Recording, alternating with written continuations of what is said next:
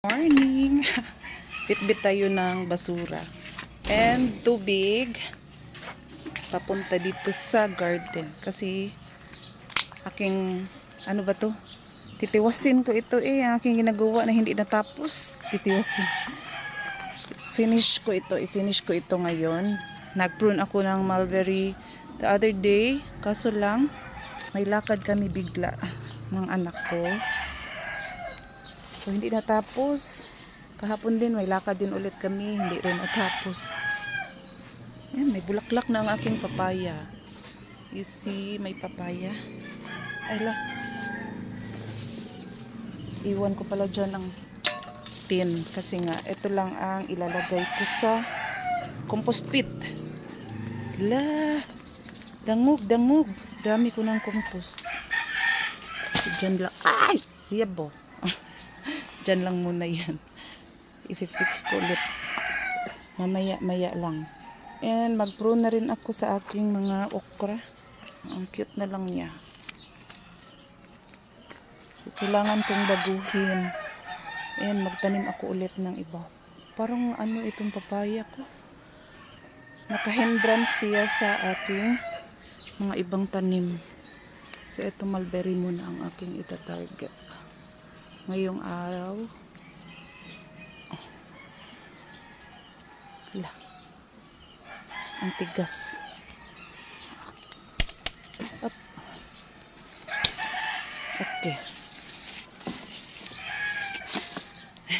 Ayan Nagtanim ako ng okra one time, tapos hindi agad siya tumubo. Then nagtanim ako ulit. And then ayan, dalawa na sila magkatabi. Haha. Meron pa akong okra dito. Lah, nawala ata. Itabunan ng mga dahon.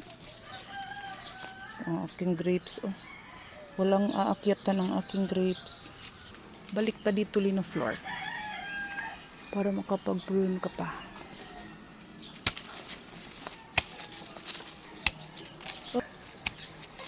Ari, maraming lamok. Marami pang lamok. Alas, 7:30 na. Marami pa ring lamok. Pruning if you have time. Ala, meron pala siyang bunga, Ayan, may bunga pala siya.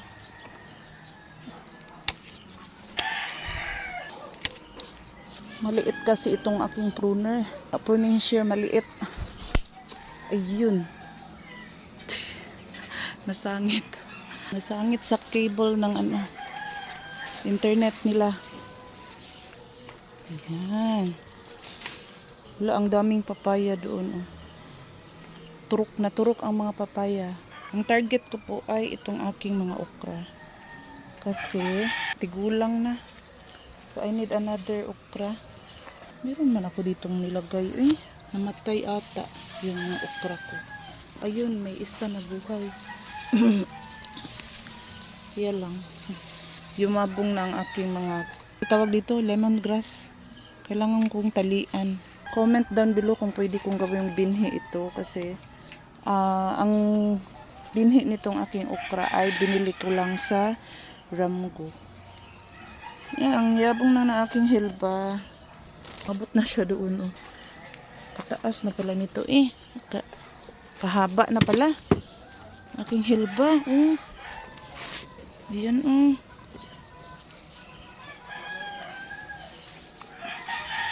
Saan naman yun? Saan naman yung pagka-video ha? Ayan. Ay. Ganun lang siya kadali buhayin. And itong aking serpentina. May bulaklak na rin ang aking lagundi. Serpentina ko ang yabong. Naiwan yung maliit. Ito akin ito. Overcrowded yung aking compost pit. Ayan, naitali ko na sila. Silang tatlo. Ayan doon. Tali ko na. Para makita ko ang mga seedlings ko dito. Marami palang patay. Dito naglagay ako dito ng isa noon. Pero hindi siya nabuhay. Ito lang ang isa na buhay. Ayan So, tatanggalan ko pa ng damo para hindi siya very thin siya, hindi siya mataba. And dalawa pala. Nag-replant ako dito kasi akala ko ay hindi nabubuhay yung isa. Ay, hindi tutubo. Ito, tumubo pala. Yan oh, dalawa pala sila. So, very ano pala yung aking pasensya. Very maiksi lang aking pasensya. Pag nakita ko after 1 week hindi tumubo, tatamnan ko ulit. Lilinisan muna natin habang hindi pa masyadong mainit yung araw. Meron din akong ibang gagawin. Meron akong ube na binigay aking mama. Noon pang December 29 ito. Dumating dito sa bahay. Wala sa probinsya. Hindi ko naluto. Gagawa ako ng ubi jam. Ganito yung aking way para hindi ako maubusan ng supply ng okra. So pag malapit na silang mamatay or hindi na sila masyadong namumunga, pinupunlaan ko dito. Lalagyan ko dito sa asa naman tong akong dito pala. Hindi ako masyadong makakita. Yan dito, lalagyan ko dito ng mga seedlings. Ito namang nasa nasa pot. Ay, ang cute-cute ng kanyang bunga. So, tatanggalan muna natin ng damo. Damuhan natin, damuhan. Ewan ko kung anong Tagalog. Kayo na lang ang maghusga. Kung sakto ba yung aking Tagalog Hirapan ako Inubo talaga ang aking anak. Hanggang dito, dinig ko yung kanyang ubo. Ang lakas ng kanyang ubo.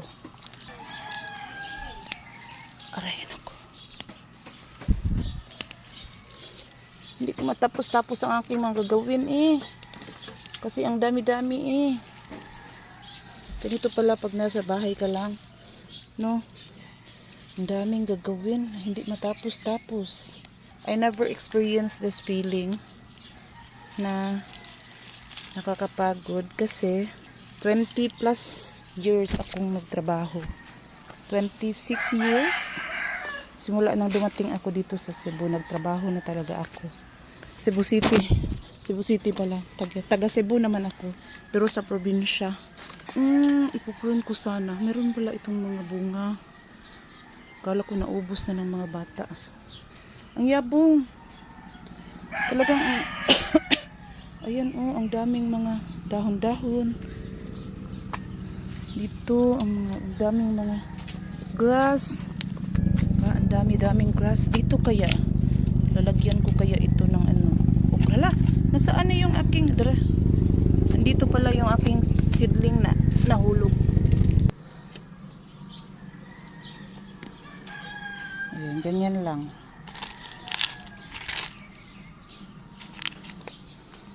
Ang aking grapes na nasa pot, mamatay, mabuhay. Hindi pala siya namamatay talaga. Ayan yung kaniyang mga sanga namatay. Ewan ko. Haikli talaga ang aking pasensya kasi yung mga grapes ko ay pinangtanggal ko. Pinutol ko yung aking mga grapes. Yung itong isa na lang ang tinira ko. Pero talagang nakaka-discourage Kasi meron siyang sakit. Palagi na lang siya meron sakit. Ayan Mga molds. Mildew ata yung tawag nila. Itong isa naman na papaya. Kailangan ko pala itong bunutin kasi lalaki. Putulin ko. Lalaki naman Itong isa tinanggal din ng asawa ko kasi lalaki. Okay. Putol na.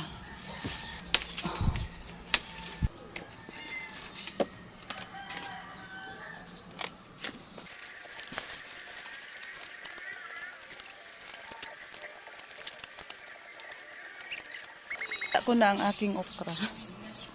Natabunan talaga siya ng mga kinat ko na mulberry. Ayan aking okra. May katabing papaya. Tatanggalin ko na lang itong mga seedling na papaya. Kasi ang dami ko talagang seedling. Yung plano pa naman dito na area na ito ay gagawin kong tindahan. Pag mayroon akong pera, pag magkapera ako, gagawin ko itong tindahan. Ang tanong kung kailan kaya tayo makahanap ng pera. Baka may nawalan. Itong tanim na ito, ano kaya itong kahoy na ito? Kilala niyo ba ito? Ayan, gusto kong bunutin, pero kaso, parang fruit bearing tree siya. Ito rin, ano kaya ito? Limonsito or sunkist? Yan mo na ng tubig.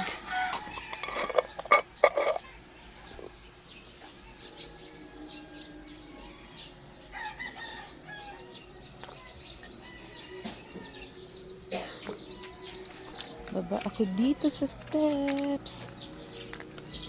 Dito rin yung ibang mga kalabo ko. Lumabas mula sa bakod eh.